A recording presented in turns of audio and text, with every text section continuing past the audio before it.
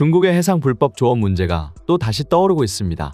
우리나라에서는 올해 초에만 벌써 5척의 중국 어선이 납포되었고, 비단 우리나라뿐만이 아니라 세계 많은 국가들이 골치를 썩고 있는 상황입니다. 얼마 전에는 한국산 전투기와 군함을 동원해 중국 어선에 고도의 위협을 가한 국가가 화제가 되기도 했는데요. 자세히 살펴보겠습니다. 중국의 불법 조업 어선이라고 해봤자 어민이고 어선일 뿐인데 해경이나 해군으로도 해결이 되지 않고 매년 반복적으로 문제가 발생하고 있는 이유는 바로 한 번씩 출몰하는 중국 어선들이 단순한 어선이 아닌 해상 민병대이기 때문입니다. 이들은 마치 평범한 어선처럼 보이지만 중국 정부의 관여와 개입을 받는 집단으로 수백 척씩 떼거지로 몰려다니며 싹쓸이 조업을 하는 일명 함대 조업을 일삼고 있습니다. 영국 해외개발연구소에 따르면 불법 조업 중인 중국 어선은 16,966척으로 추산되며 미신고된 불법 조업 선박이 5배에서 8배인 것을 고려하면 1만 척 이상의 중국 불법 어선이 때로 몰려다니면서 함대 조업을 하고 있다고 합니다. 특히 중국의 해상 민병대는 저인망 어업 방식을 사용해 더욱 문제가 되고 있는데, 이는 최장 10km에 달하는 그물을 바닥까지 닿은 채 광범위한 해역을 이동하며 끌고 다니는 것으로, 중국 해상 민병대는 이러한 방법을 이용해 물고기를 대량으로 휩쓸어가는 동시에 바닷속은 초토화시켜 어족 자원을 전멸시키고 있습니다. 이러한 어업 방식은 획기적인 어항량 증가로 1800년대 영국에서 인기를 끌었으나 결국엔 영국 해협에 대구가시가 마르게 되면서 문제가 있는 어업 방식으로 여겨졌는데요. 당시에는 다른 국가의 어장으로 쳐들어가면 되었기에 저인망 어업 방식이 간간히 이어져 왔지만 그마저도 시대가 바뀌고 국제법과 조약이 생겨나면서 점차 사라지게 되었습니다. 그러나 중국은 현재에도 다른 국가의 해역을 침범하며 이 방법을 사용하고 있는 겁니다. 중국 해상민병대의 더 큰 문제는 조직적이고 집단적인 행동인데요. 해상민병대는 마치 명령을 받는 군대처럼 사령부의 지시에 따라 지정 해역에 투입되어 우리나라 함정이나 지도선이 중국 어선을 단속하는 것을 조직적으로 막아내고 중국 어선들의 동향을 탐색하는 것까지 방해하고 있습니다. 심지어 남중국해 영유권 분쟁에서는 중국이 해상민병대를 선봉으로 내세워 주변 분쟁국들과 대치까지 하고 있는 상황이죠. 이는 중국이 분쟁 수역을 차지할 때 쓰는 회색지대 전술으로 해군이나 해경과 같은 공권력 대신 민간인을 내세워 해역을 점유해가는 방식입니다. 실제 재작년 12월 미국으로부터 경제 제재를 받게 된 중국의 데일리엔 수산회사도 중국 정부로부터 연간 800만 달러의 보조금을 받은 사실이 드러나 논란이 되기도 했죠. 중국 해상민병대는 우리나라를 비롯한 주변국의 선박을 공격하고 약탈하기까지 하는데요. 중국 해상민병대는 일반적인 불법 조업어선과 달리 비무장 민간어선처럼 위장하고 해군과 해경을 상대로도 조직적으로 저항하기 때문에 그로 인해 피해를 입은 사례가 많습니다. 실제 2008년 전남 가거도 해역에서 중국 선원이 삽을 휘둘러 우리나라 해경이 사망하였고, 3년 뒤 2011년 인천 소청도 해역에서도 중국 선원의 무기에 해경이 사망하는 일이 벌어졌죠. 또 2016년 인천 소청도에서는 중국 불법 어선이 해경에 4.5톤 고속단정을 들이받아 해경 고속단정을 침몰시키고 도주한 적도 있었는데요. 이러한 중국 해상민병대의 폭력적인 행동에 피해를 입은 것은 비단 우리나라뿐만이 아닙니다. 미국의 USS 임페커블 함은 필리핀의 경제수역에서 정보활동을 하고 있었는데 중국 해경선이 나타나 근접 감시하기 시작하더니 해상민병대 선박이 접근해 견인 소나 케이블을 절단하고 가기도 했고, 헬기를 이용해 중국 해상민병대를 감시하던 호주 해군은 레이저 무기에 공격당하기도 했습니다. 심지어 일반 어민들처럼 위장을 하고 평소에는 어업활동에 종사하는 중국 해상민병대는 우리나라 서해와 남해 주변을 비롯해 세계 곳곳에서 불법 어업을 하면서 해군 수상함정이나 해양경찰의 순찰정의 이동을 수시로 관찰하거나 수집하여 중국 국가어업국과 해경국에 보고하고 있기도 하죠. 마치 바다의 무법자와도 같은 중국 해상민병대가 지나간 자리에는 환경오염과 생태계 파괴가 일어나기도 하는데요. 중국 해상민병대의 어선들이 우리 해역에서 불법 조업을 하면서 버리는 오물과 쓰레기 오폐수는 우리 바다에 환경오염을 유발하고 생태계를 파괴하고 있습니다. 실제 서해 북방한계선 해역과 연평도 해변에는 중국 불법 조업 어선들이 형망을 이용해 물고기부터 펄 속에 있는 각종 어패류까지 싹 긁어가 북방한계선 해역의 황금어장은 이미 생태계가 교란되어 파괴되고 있으며, 중국 어선에서 버린 페트병 등 플라스틱 쓰레기와 오물로 인한 환경오염이 심각한 수준입니다. 중국 해상민병대가 5년간 떼지어 다닌 남중국해는 쓰레기와 오물, 오폐수로 인해 해양 생태계가 회복 불가능에 가까운 재앙을 맞이한 상황이죠. 중국 당국에서는 이러한 해상민병대가 순수 어민이고 민간 어선이라고 주장하고 있지만, 미국의 국제문제 전문지인 포린 폴리시에서 추적 끝에 해상민병대의 정체를 밝혀 논란이 되었는데요. 포린 폴리시가 추적한 바에 따르면 중국 해상민병대의 지휘부 역할을 하는 대형 어선들은 최근 2개월간 조업을 단 한 차례도 하지 않은 위장 어선이며, 해당 어선의 진수식 당시에는 중국 인민군 관자들까지 참석했다고 합니다. 심증은 있지만 확실한 증거가 없어 대응하기 힘들던 중국 해상민병대의 정체가 드러나게 된 것인데요. 이에 많은 국가들이 중국 해상민병대에 강경책을 예고하고 나섰습니다. 미 해군 참모총장은 중국 해군 사령관에게 전화를 걸어 중국 해군에 협력하는 어선은 중국 해군과 동일하게 대할 것이라며 중국의 해상민병대를 군대로 취급하고 대응하겠다고 강하게 경고했고, 우리나라에서도 중국 해상민병대 선박을 납포해 선장은 구속하고 선원은 추방하는 방식으로 강경 대응을 하고 있죠. 특히 한국 전투기와 군함 등을 도입한 필리핀에서는 올해 3월 한국산 전투기와 군함을 총동원해 중국 해상민병대를 위협하면서 화제가 되었는데요. 사건의 시작은 중국과 베트남의 분쟁 수역인 휘트선 암초 상공에서 시작되었습니다. 몇 년 사이 미군이 남중국해 일대에 해상 초계 전략을 줄여가기 시작하자 미군이 줄어듦에 따라 중국 해상민병대가 다시 판치기 시작해 필리핀과 마찰이 벌어진 겁니다. 중국 베트남 분쟁 수역인 휘트선 암초에 중국 해상민병대 선단이 정박하자 하늘에선 필리핀 공군 제7 전술 전투비행대가 한국산 FA-50PH 전투기 편대를 몰고 나타났는데요.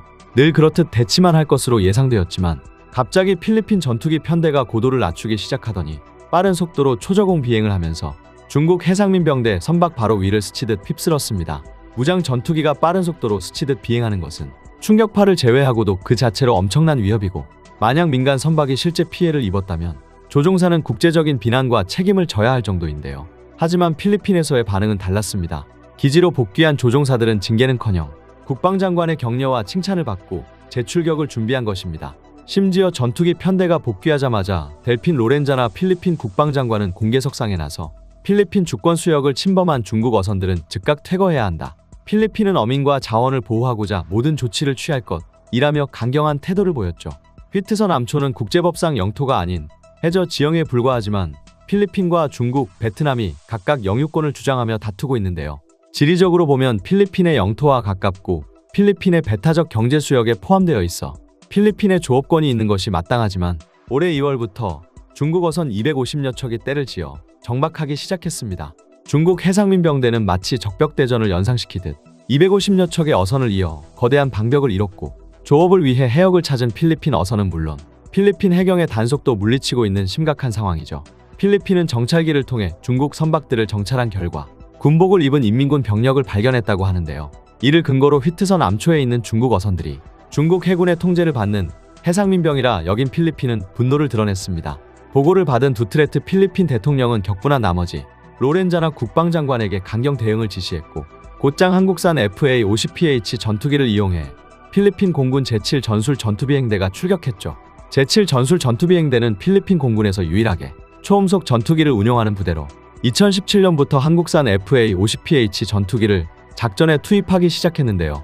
한국산 전투기는 정밀유도 폭탄을 이용한 족집게 타격이 주특기인데, OVC BMB-314 같은 저속 공격기가 아닌 한국의 강력한 FA-50PH를 투입한 것은 유사시 압도적 전력으로 중국 측을 제압하겠다는 의지를 보인 것이라고 합니다. 또 해상에서도 한국에서 만든 필리핀 해군의 호세 리자람과 콜란도 야팜이 대기를 시작했는데요.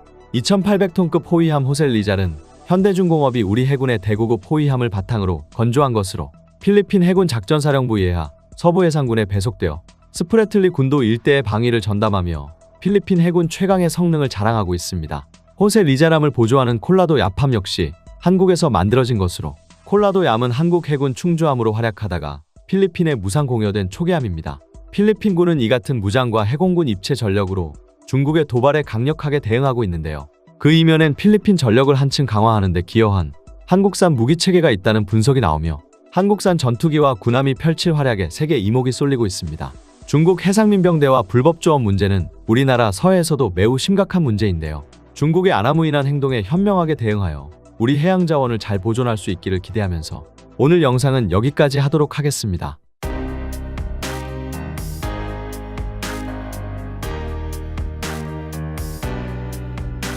한국이 하고 있는 것은 순전히 공상과학 소설에 불과합니다. 아직 해도 뜨지 않은 이른 꼭두새벽에 도심 한복판 거리를 걸어본 적이 있으신가요? 한국을 방문한 많은 외국인들은 이른 새벽 시간에 사람들이 돌아다니고 심지어 버스까지 운행하는 것을 보고 놀라곤 합니다. 그리고 이런 모습을 보고 한국인들은 부지런하다거나 일을 열심히 한다는 인식을 갖기도 하죠. 실제 강남 여의도와 같은 도심지에서는 출근 시간이 이른 시민들을 위해 새벽 3시 50분부터 버스를 운행하고 있는데 그 시각에도 많은 사람들이 버스를 이용하고 있고 심지어는 더 이른 시간대부터 버스를 운행해달라는 요청까지 있을 정도인데요. 이에 서울시에서는 지난해 12월부터 새벽 버스 첫차 시간보다 무려 30분이나 더 앞당긴 3시 30분부터 4시 사이 세계 최초로 새벽 자율주행 시내버스 새벽 A1을 운행하기 시작했고 또 평일 밤 11시 30분부터 오전 5시 10분 사이에는 심야 자율주행 시내버스 심야 A21 운행을 시작했습니다. 아직까지 모든 지역에서 운행하는 것은 아니지만 일부 지역이나마 사실상 24시간 하루 종일 버스 이용을 할 수 있게 된 것이죠. 한국에서 세계 최초로 심야 자율주행 버스 운행을 시작한 지 6개월가량이 지난 만큼 외신을 비롯한 많은 전문가들은 그 경과와 성공 여부에 뜨거운 관심을 보이고 있습니다. 실제 많은 외국인들이 이를 직접 체험해보기 위해 한국을 직접 방문하고 있어 우리나라에서는 이에 발맞춰 자율주행 버스를 관광 상품화까지 하고 있는데요. 심지어 2달 전에는 해외 대형 방송사에서 취재를 나오더니 해외 네티즌 사이에서 한국의 심야 자율주행 버스에 대한 논쟁이 심해지고 전문가들까지 참여해 갑론을박이 벌어지기도 했죠. 그러면 해외 방송사에서 취재한 영상을 시청해보고 해외 네티즌들의 반응을 살펴보겠습니다. 우리나라는 여러 방면에서 빠르게 자율주행을 적용시켜 나가고 있는데요. 비단 서울뿐만이 아니라 버스 배차 간격이 긴 강릉시와 진천군 등에서도 자율주행 마을버스를 운행하고 있고 몇 주 전에는 나주시의 무인 자동화 농업단지를 조성해 드론으로 농약을 살포하고 자율주행 트랙터로 땅을 고르는 모습을 보여주기도 했습니다. 해당 무인 자동화 농업단지는 축구장 76개 규모로 모든 부분에 인공지능과 자율주행 기술이 들어가 있어 육모 관리와 농작물 수확, 논물 대기 작업 등까지도 현장에 사람 없이 통제가 가능하다고 하죠. 특히 자율주행 마을버스 등에서는 실이용자인 어르신들이 쉽게 이용할 수 있도록 휴대폰 어플뿐만이 아니라 전화통화로도 자율주행 차량을 호출할 수 있게 만들었다고 하는데요. 한편 한국에서 세계 최초로 운영하는 자율주행 버스 심야 A21이 5개월간 사고나 고장 없이 잘 운영되자 외국인들의 관심이 커졌고 2달 전에는 BBC에서 취재를 나오기까지 했는데요. 하지만 모든 사람들이 긍정적인 반응만 보인 것은 아니었습니다. 그러면 BBC에서 다룬 영상을 살펴보고 외국인들의 반응을 알아보겠습니다. Where in recent months commuters in the capital Seoul have been riding the world's first driverless night bus. Autonomous public transport in city centres is virtually unheard of. Is it all cracked up? Midnight in Seoul, and there's $1 million worth of technology cruising the streets. BBC에서는 첫 시도인 것도 중요하지만 시민들이 자율주행 버스를 직접 이용해 볼 수 있다는 점에 큰 의미를 두고 있는데요. BBC 기자는 직접 자율주행 버스에 탑승해 체험해 보기도 했습니다. The funny thing is, I thought that seeing that would panic me, but it doesn't. This is as smooth as any regular bus that you'll take. The bus's creators say that it's the perfect solution to Seoul's transport issues. 풀면서 기사를 하는 There are fewer people who want to drive buses, especially at night, so we hope these cars will fill the void. One day, we won't need anyone at all to operate this bus. These late-night travelers seem to enjoy themselves. Since there's also a bus driver sitting at the front, I feel a little bit more safe. 심야에 운행하는 버스잖아요. It's a late night bus, so it can ease the burden on the bus drivers. 한편 찬성이 있으면 반대가 있듯이 당연히 도심 자율주행 시내버스를 부정적으로 바라보는 이들도 있는데요. South Korea is one of only a handful of countries to allow autonomous vehicles on its roads, and it's already spent hundreds of millions of dollars to advance the technology. But as I found out, it's still a long way from being perfect.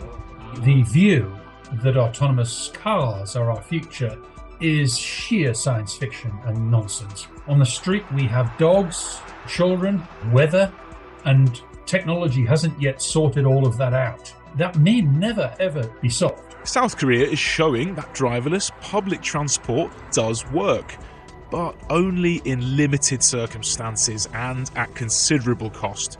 BBC의 영상을 본 외국인 네티즌들은 한국의 자율주행 대중교통에 대해 자신의 경험담과 의견을 댓글로 달았는데요.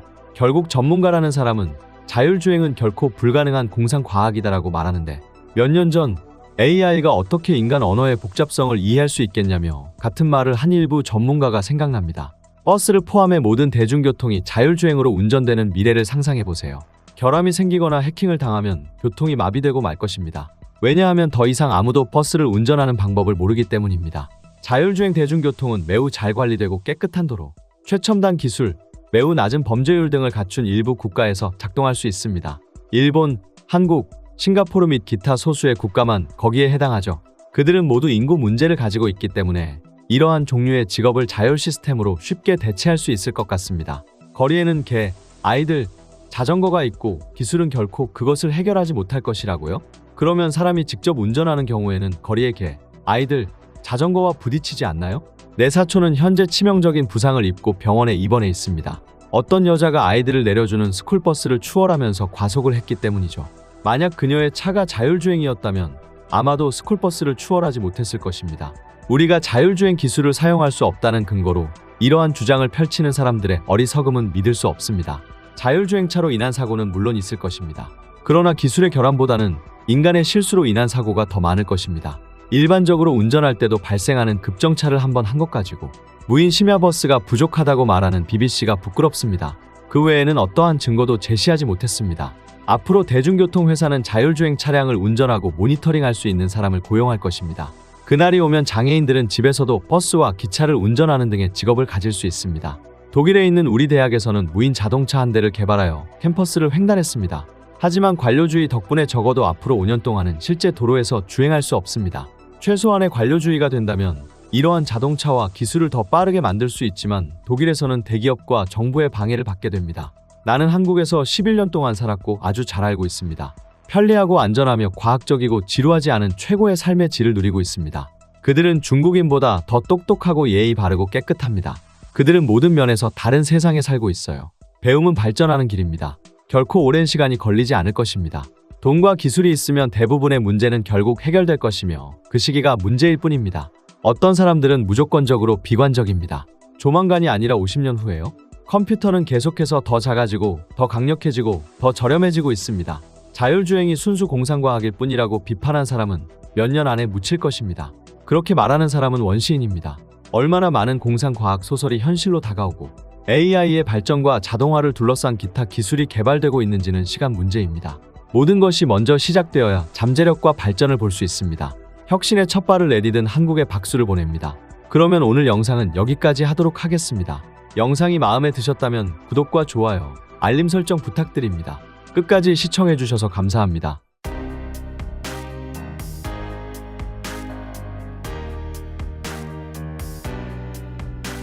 지금 화면에 보이는 이 트럭, 그냥 트럭이 아닙니다. 다른 나라에서는 아직 실험 단계에 있는 기술인데 우리나라 현대차는 이미 몇 년 전부터 실제 도로에서 상용 운행 중인 트럭입니다. 뭐에 대해 말하고 있는지 아시겠나요? 바로 수소전기 트럭, 그것도 장거리 자율주행이 가능한 상용 트럭입니다. 글로벌 트럭 시장을 보면 스웨덴의 볼보와 스카니아, 그리고 미국의 파카 같은 기업들이 오랜 시간 시장을 장악하며 선두를 달리고 있습니다. 한국 현대자동차는 전통적으로 내구성과 가격 경쟁력에서 강점을 보여왔지만 글로벌 시장에서는 아직 존재감이 크지 않았죠. 그런데 반갑고 놀라운 희소식이 최근 들려왔습니다. 며칠 전 현대자동차의 엑시언트 수소전기 트럭이 미국 시사주간지 타임에 2025년 최고의 발명품에 선정된 것입니다. 그냥 상을 받은 게 아니라 수소연료전지 기술과 자율주행 기술을 하나로 묶어 상용화 단계에서 세계적 인정을 받은 사례라는 점에서 의미가 큽니다. 단순히 가격이나 내구성만으로 평가받던 한국 트럭이 현대가 엑시언트 수소전기 트럭을 내놓으면서 이제는 친환경 기술력과 미래형 상용차 분야에서 확실한 존재감을 드러낸 겁니다. 놀랍게도 현대 엑시언트 수소전기 트럭은 장거리 운행이 가능한 세계 최초 상용 수소 트럭 중 하나로 이미 스위스에서 수천 대가 실제로 달리고 있습니다. 많은 나라들이 아직도 연구실과 시험로에서 실험을 반복하고 있지만 현대는 이미 길 위에서 그 가능성을 증명하고 있는 것입니다. 실제 미국의 니콜라는 파산 상태이고 스웨덴의 스카니아는 아직 개발 중이며 도요타는 올해 말에 수소전기 트럭을 출시할 예정입니다. 하지만 현대 수소전기 트럭은 2020년부터 스위스에서 상용 운행하기 시작해 현재까지 1000대 이상을 공급하면서 독보적인 질주를 하고 있습니다. 단순히 친환경이라는 의미를 넘어 현대가 글로벌 상용차 시장에서도 경쟁할 수 있다는 가능성을 보여주고 있는 거죠. 현대 엑시언트 트럭에 주목해야 할 점은 미국 플러스 AI의 레벨 4 자율주행 소프트웨어가 탑재되어 실제 도로에서 운용되고 있다는 사실입니다. 자율주행 레벨 4는 특정 조건에서 운전자 개입 없이 차량이 스스로 모든 주행을 책임진다는 뜻입니다. 화물차의 이 수준의 자율주행이 적용되면 안정성, 효율성, 비용 구조의 혁명이 일어납니다. AI가 최적 경로와 충전 지점을 계산해 운행하면 불필요한 운행과 공회전을 줄이고 화물 도착 시점을 정밀하게 맞춰주고 운송시간, 연료비, 인건비를 모두 절감할 수 있는 구조로 전환되죠. 그리고 장시간 운전을 이어가는 화물 운전 기사님들의 피로와 실수를 줄여 사고 위험을 대폭 낮출 수 있습니다. 이에 현대와 플러스 AI의 협업은 단지 기술 통합이 아니라 운송 산업의 비즈니스 모델까지 재설계하는 시도라는 극찬을 받고 있습니다. 해외 전문가들에 따르면 엑시언트는 180kW 연료전지 스택과 350kW급 고효율 모터, 72kW시 배터리를 탑재해 성능도 실용적이라고 합니다. 한 번의 충전으로 500km에서 600km 이상 주행이 가능해 서울에서 부산을 왕복하고도 남을 정도의 주행거리를 확보하면서도 충전 시간은 디젤 주유 수준과 경쟁할 만한 시간대로 실무에서 충분히 경쟁력이 있다는 것입니다. 배터리 전기 트럭의 약점인 오랜 시간이 소요되는 충전 시간과 무거운 배터리로 인한 적재량 감소 문제도 현대 수소 전기 트럭은 연료전지를 기반으로 하기 때문에 영향이 없습니다. 즉, 실무에서 즉시 활용 가능한 해법을 제시한 것이죠. 상용화 전략 역시 혁신적이고 치밀했습니다. 현대는 단순히 제품을 판매하는 방식에서 벗어나 운행 기반 사용료 모델을 제시했습니다. 충전 정비 보험을 포함한 패키지 형태의 서비스로 초기 투자 비용을 낮추고 고객 진입 장벽을 줄인 것입니다. 이 모델은 유럽 특히 스위스에서 실무적으로 적용되어 성과를 내고 있으며 스위스 정부의 수소 인프라 확장 계획과 결합해 하나의 생태계로 확장되고 있습니다. 현대는 2020년 스위스 루체른에서 첫 인도를 시작했으며 초기 고객사에게 차량을 전달해 실제 물류에 투입했습니다. 미국의 경우 조지아 메타플랜트와 캘리포니아의 물류 거점에서 실증 운행을 통해 상용 가능성을 검증받았죠. 현대는 이렇게 쌓인 수백만 킬로미터 수준의 누적 데이터를 통해 여러 조건을 테스트했고 이에 따른 개선을 지속해와 해외에서 기술적 완성도도 높다는 평가를 받고 있습니다. 연료전지의 내구성 확보를 위한 재료 공학적 개선, 효율적인 냉각 시스템 설계, 고압 수소 탱크의 안전성 향상, 배터리 관리 시스템의 정밀 제어 등 세부 엔지니어링이 집약되어 있죠. 지구온난화로 환경에 세계적인 관심이 쏠리고 있는 만큼 수소 전기 트럭인 현대의 엑시언트는 환경적인 측면에서도 박수와 러브콜을 받고 있습니다. 엑시언트 한 대는 연간 약 65톤의 이산화탄소를 줄일 수 있다고 합니다.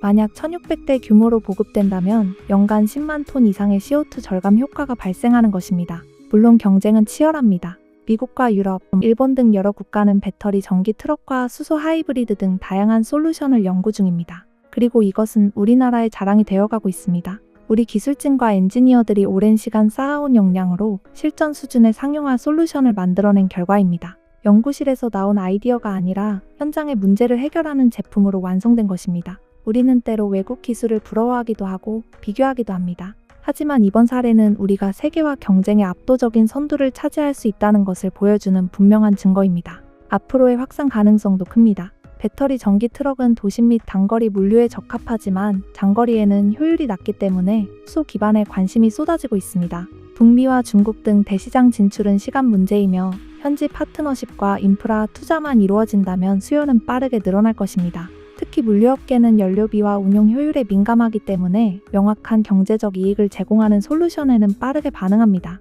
현재 연료전지 기술은 출력과 내구성 면에서 빠르게 진화하고 있으며 소재 혁신과 설계 최적화가 지속되면 유지보수 주기 연장과 비용 절감 효과가 뒤따를 것입니다. 또한 충전 주입 네트워크가 촘촘해지면 운용의 유연성은 더욱 커지게 됩니다. 현대 엑시언트는 단순히 한 모델의 성공 사례가 아닙니다. 수소 전용 생산 라인, 공급망 관리, 수소 저장 및 충전 인프라, 정비 네트워크까지 포함하는 풀스택 산업화를 겨냥한 것입니다.